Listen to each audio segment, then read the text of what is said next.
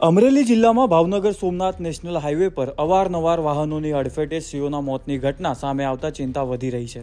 ત્યારે રાજુલાના પૂર્વ ધારાસભ્ય અને ભાજપ નેતા અમરીશ ડેરે આ મુદ્દે કેન્દ્ર સરકાર સમક્ષ મહત્વની રજૂઆત કરી છે।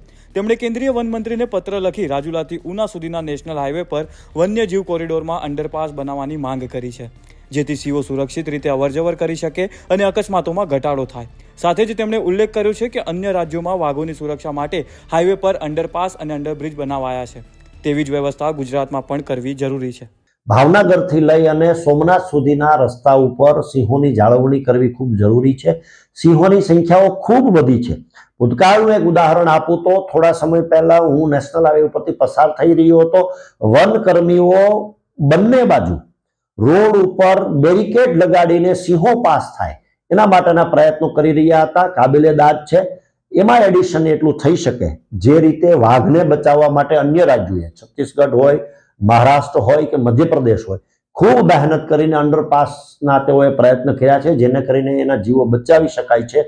તો આ ઇમ્પ્લિમેન્ટ ગુજરાતમાં પણ થાય।